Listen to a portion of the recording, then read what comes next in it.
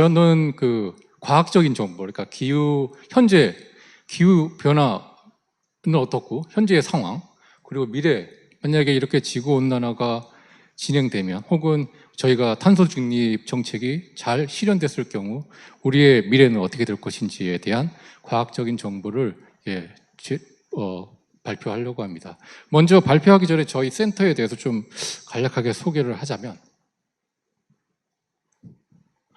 저희는 그 APEC 클라이밋 센터인데, 거기서 이제 APEC이라는 그 센터 명에 붙는데, 그 2005년 부산에서 열렸었는데, APEC 정상회의가 거기에서 21개국의 회원국의 합의로 설립이 되었고요.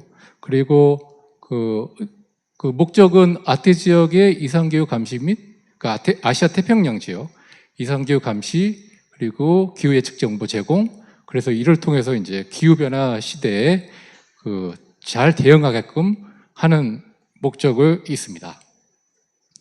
그래서 그 어떤 아태 지역의 고품질의 어떤 기후 정보를 제공하기 위해서 먼저 저희는 고품질의 기후 예측 생산 및 기술 개발이라는 업무를 수행하고 있고요. 저희는 한 2주 월 예측에서 계절 예측, 그러니까 3개월 예측, 그리고 멀리는 이제 지금 연구를 진행하고 있는데 앞으로 5년, 10년 후에 예측 정보까지도 지금 제공하려고 하고 있습니다. 그래서 이 같은 예측 정보는 저희가 11개국의 15개의 기관에서 모델 기후 자료들을 입수를 해서 그것들을 활용을 해서 좀 더 예측 정보를 좀 고품질의 예측 정보를 생산하기 위해서 여러 가지 기술 개발이 이루어졌고요. 그중 하나가 이제 다중 모델 앙상블, 그런 모델들을 통합을 해서 어떤 예측 정보를 제공하는 방법들을 제공을 해서 좀 고품질의 예측 정보를 생산하고 있고요. 현재 AI 기술을 도입을 해서 좀 더 이런 예측 정보를 좀 더 향상시키려는 노력을 하고 있습니다. 그리고 이제 이런 예측 정보를 제공하는 데 있어서 APEC 회원국 간의 이제 기후 정보 관련한 교류, 그리고 협력에 대해서도 주도적인 역할을 하고 있고요. 그리고 이제 특히 기후 정보에 대한 취약한 개발도상 국가에 대해서도 그런 어떤 기후 예측 정보를 제공함으로써 이상기후, 기후 변화에 대응하기 위해 기여를 하고 있습니다. 그러면 이제 제가 앞에서도 언급됐듯이 기후 변화라는 말, 그리고 기후 위기라는 말이 이제 계속 언급이 되었는데요. 이런 기후 변화, 기후 위기에 대한 정의가 저희 대한민국의 기후위기 대응을 위한 탄소 중립 녹색 성장 기본법상에 이와 같이 정의되고 있습니다. 보시면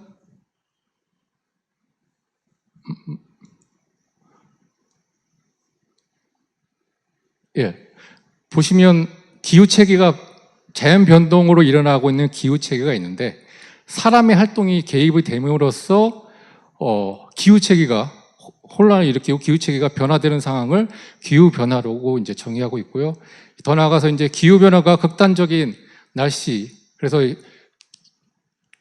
궁극적으로는 이제 인간들의 어떤 인명 피해, 경제에 영향을 미쳐서 어떤 위험을 초래해서 결국에는 획기적인 온실가스 감축이 필요한 상태를 말한다고 합니다. 그래서 기후변화는 사람이 개입을 해서 기후변화 전 체계가 흔들리는 상황, 기후변동 체계가 흔들리는 상황이라고 정의를 하고 있고요.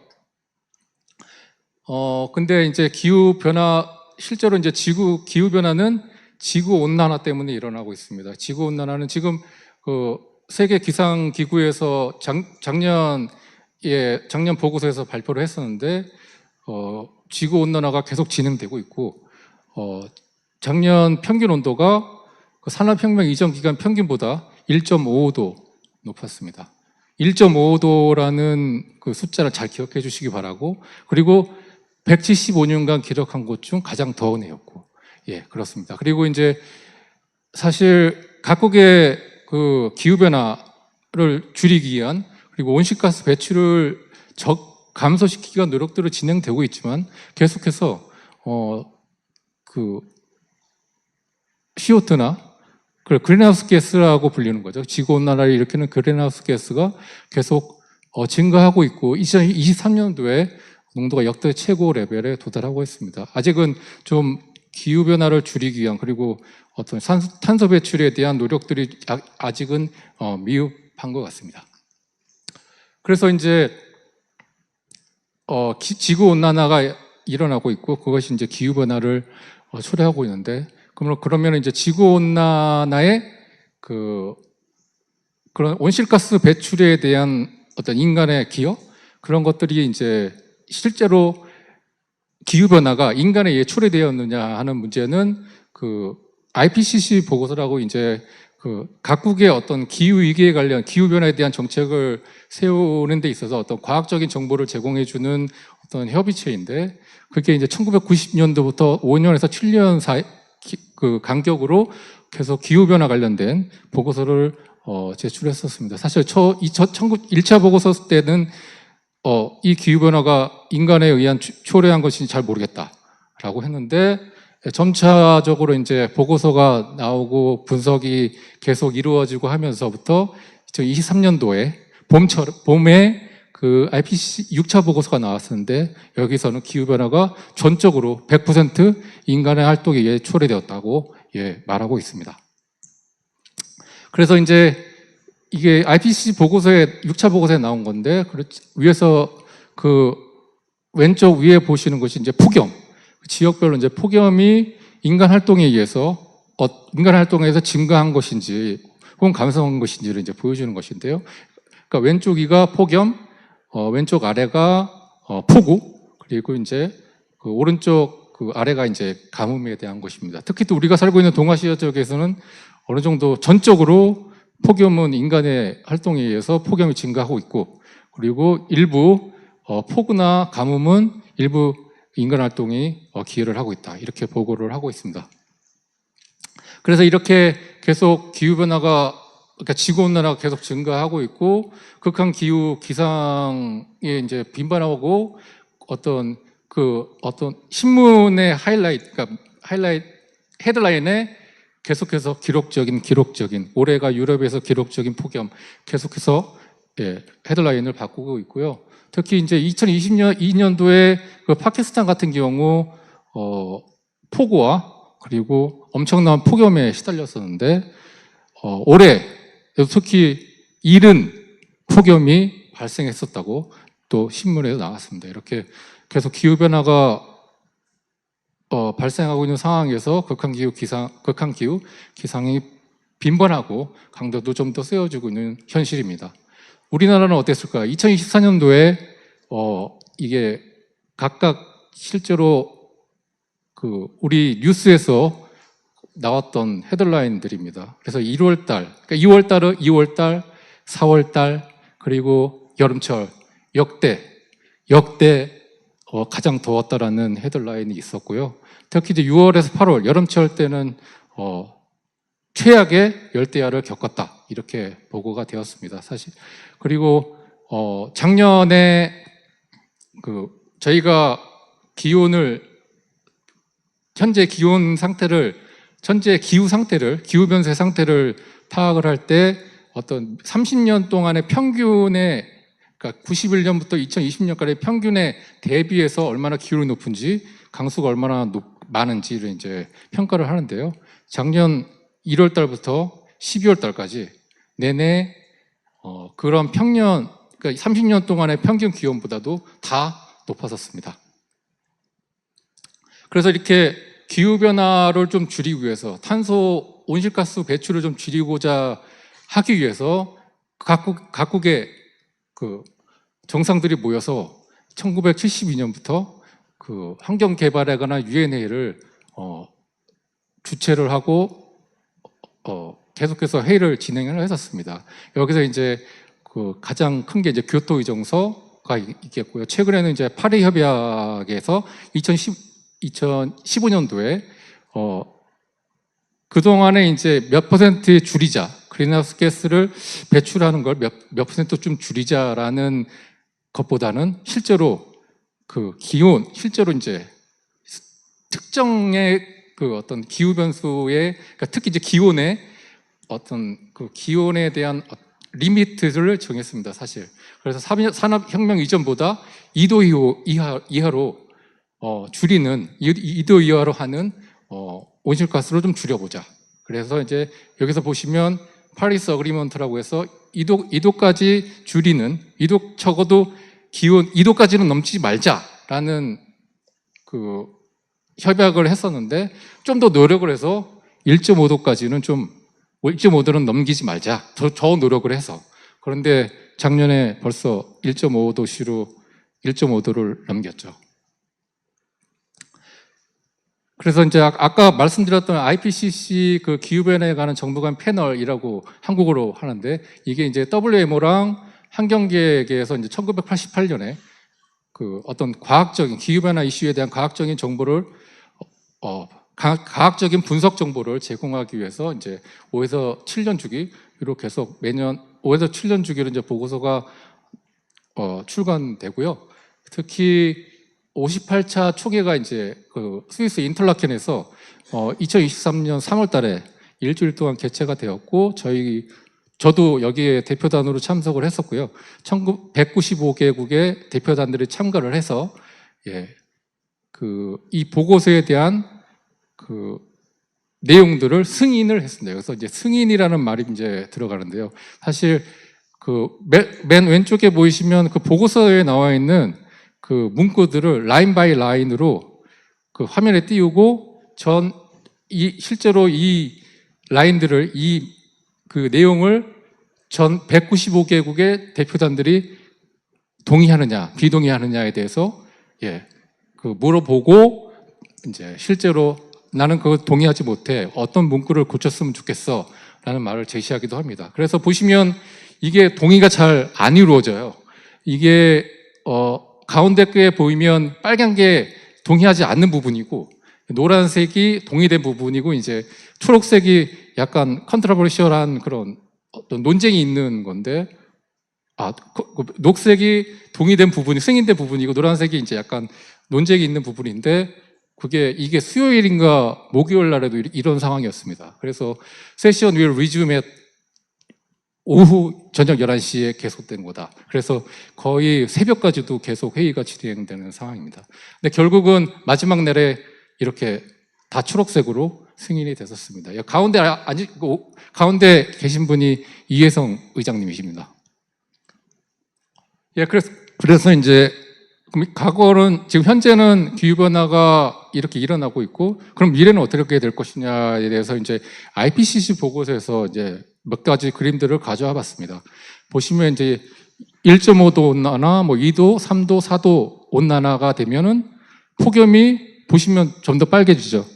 그래서 좀 더 빨개지고 빨개진 그 영역들이 좀 더 넓어집니다.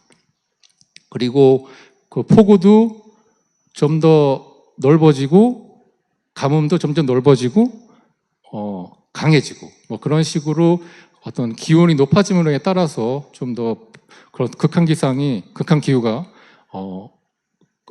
강해지고 빈번하게 되는데요. 그래서 이러한 기상현상들이 기후변화 아래 이제 극한 상황에 치달게 되고 저희의 이제 인명피해나 경제적인 피해를 입게 되지요. 그래서 지금 이제 오른쪽 아래를 보면 이제 미래 세대에게 어떤 환경을 물려주고 싶으냐에 대한 인포그래픽입니다. 보시면 그 아래쪽으로 갈수록 CO2를 이제 저감 계획이 성공했을 경우, 혹은 이제 좀 매우 높으면 이제 CO2가 나몰라라고 이제 CO2가 계속 증가하는 상황에서 우리 미래 세대가 어떤 환경에서 자랄 수 있느냐를 보여주고 있습니다. 사실 그래서 좀 더 미래 세대에게 좀 더 안락한 환경을 유지하기 위해서는 탄소 증진 정책이 성공을 해야 된다 하는 것을 보여주고 있고요. 그리고 이제 이런 극한 기상이 증가함에 따라서 맨 위에 보시면 종손실, 그러니까 생태계의 종손실이 리스크가 더 증가하고 좀 더 온도가 높아질수록 리스크가 확실하게 강도가 증가하고 그 영역도 되게 넓어지는 것을 확인할 수 있고요. 그리고 뭐 인간 건강도 그렇고요. 특히 이제 우리가 이제 먹거리 분야에서 그 옥수수 산출량도 온도가 높아짐에 따라서 그 감수가 커지고 그 우리가 좋아하는 어업에 영향도 미쳐서 그 기온이 높아짐에 따라서 우리 밥상에 올라와 있는 그 어떤 고기들의 수가 줄어들 것이라고 이제 보고하고 있습니다. 그래서 이러한 그 미래에 대한 전망에 대한 그 미래 전망에 대한 정보는 어디에서 얻느냐? 이거는 이제 그 세계 연구 기후 프로그램 그 국제적인 모델 비교 프로젝트가 있습니다. 그래서 각각의 이제 그 유수한 그 기후센터에서 혹은 대학에서 어떤 그 과거 기후 모의, 미래 전망 모의가 있는데 과거는 이제 1850년부터 현재까지의 관측된 기후 정보들을 활용을 해서 이제 모델을 돌리고 그것들을 이제 미래 전망, 그러니까 우리가 탄소가 얼마나 배출하냐에 따라서 이제 시나리오를 만들게 되는데 그거에 대한 이제 비교를 해서 미래에 어떻게 될 것인지에 대한 어떤 정보를 제공하고요. 그래서 여기서 그 미래 사회에 대한 시나리오는 그 SSP라고 Shared Socio-Economic Pathway라고 해서 한국말로는 공통사회 경제 경로입니다. 그래서 우리나라가 이제 우리가 전 세계가 기후변화에 대한 미래 완화와 적응 노력에 따라서 이제 몇 가지 시나리오로 나눴습니다. 그래서 보시면 그 SSP 1.2.6가 이제 우리가 이제 탄소 중립에 성공했을 때, 그리고 이제 점차적으로 그 지구 온난화의 어떤 그 강도를 몇 가지 시나리오로 구분을 했고요. 가장 최악인 게 이제 SSP 585라고 이제 그 화석연료의 무분별한 사용, 도시주의 그 개발에 좀 더 포커스를 둔 어떤 시나리오입니다. 그래서 보통 이것들 일단 시나리오를 처방을 한 모델 자료를 이용해서 미래에 어떻게 될 것인가, 우리가 어떻게 탄소 배출을 줄이고 어떻게 적응을 해야 되는지에 대한 것들을 우리가 이 모델 자료에서 얻을 수 있는 겁니다. 그래서 그런데 이제 이 모델 자료들은 되게 저해상도입니다. 그러니까 그 어떤 컴퓨터의 그 리소스의 한계 때문에 그 자료들이 1도 바이 1도의 135kg의 공간 해상도를 가지는데 실제로 우리나라에게 우리 땅덩어리가 적은 우리나라에 적응하기에는 좀 힘들죠. 그래서 이것들을 좀 더 하이 레졸루션의 자료들을 생성하기 위해서 지역기후 모델에 사용하거나 통계적으로 좀 더 그러니까 1km까지도 지금 해상도를 줄여서 지금 기상과학원에서 제공하고 있고요. 이러한 자료들을 활용을 해서 저희가 이제 그 대한민국의 어떤 기후 이슈에 관련된 극한 기후에 관련된 미래 기후에서 고탄소 시나리오, 저탄소 시나리오에서 어떻게 될 것인지 이제 분석을 한 겁니다. 이게 이제 미래 홍수 위험도 전망이라고 해서 그 오른쪽 위가 그 저탄소 시나리오의 경우 그러니까 미래의 전반기, 중반기, 후반기, 그리고 이제 그 오른쪽에 보시면 고탄소 시나리오의 경우에 대해서 이제 비교를 했는데 보시면 미래 홍수 위험도가 증가하고 그리고 전반적으로 그 미래 홍수 위험도가 현재에 비해서 그 증가하는 지역이 더 증가한다라는 것을 보여주고 있습니다. 아래에서도 보시면 확실히 저탄소 시나리오보다 고탄소 시나리오에서 그 미래 홍수 위험도 현재에 비해서 미래 홍수 위험도가 증가하는 지역이 많아지는 것을 확인할 수 있고요. 그리고 이제 한 가지 여름철, 그러니까 가을철 한반도 태풍으로 이제 얼만큼 올 것이냐 하는 문제를 이제 분석을 했었는데 그 왼쪽 끝에 보시면 고탄소 시나리오보다 저탄소 시나리오에서 우리나라 쪽으로 오는 태풍이 더 많아질 것이라고 분석이 되었고 특히 서해 쪽으로 오는 현재 기후에서 서해 쪽으로 오는 태풍이 상대적으로 다른 지역보다 적은데 그 고탄소 시나리오의 경우 그쪽으로 오는 태풍이 좀 더 많아진다. 사실 서해 쪽으로 오게 되면은 대부분의 지역에 보통 태풍 경로의 오른쪽이 이온 반원이라고 하는데 가장 그 태풍의 영향이 큰 지역을 얘기합니다. 그래서 사실 그 고탄소 시나리오에서 좀 더 우리나라가 피해를 입을 수 있는 가능성이 더 커진다라고 분석을 했고요. 특히 이제 또 이거는 그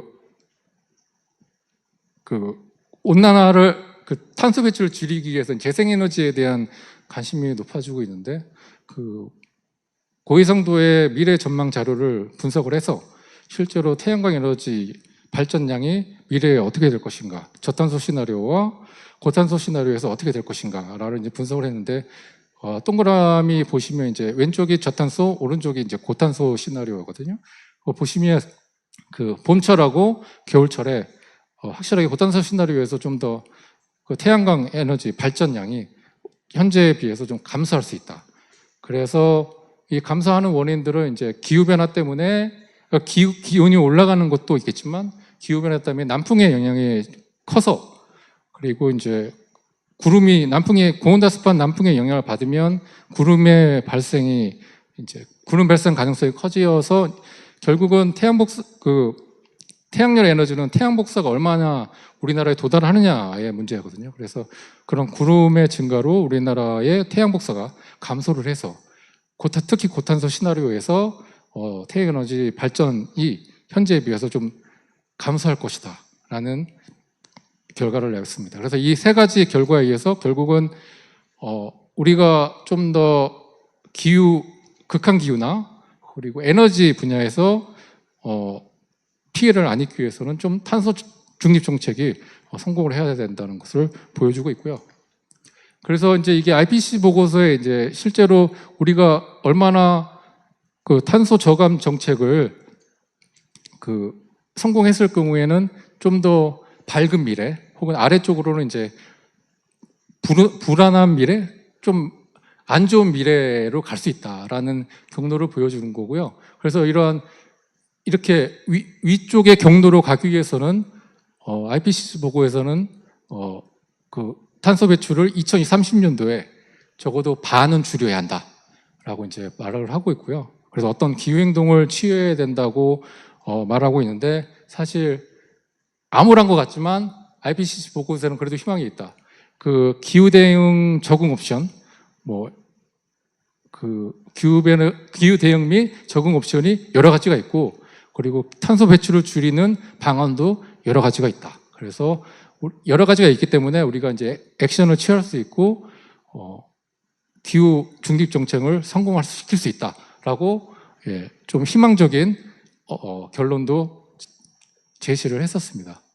그래서 이제 이게 IPCC 종합보고서 표지인데요. 그 기상청 날씨 포토전인가 거기에 제출된 건데 그 정진 씨라는 분이 이제 새벽을 여는 안개라고 해서 되게 지금은 미래가 안개처럼 잘 보이지는 않지만 살짝 이렇게 보이긴 하잖아요. 그러니까 우리에게 희망이 있다. 그래서 그 탄소 중립 정책을 성공하기 위해서 우리 이제 기후 행동을 해야 할 때이다라고 이제 결론을 짓고 싶습니다. 예, 감사합니다.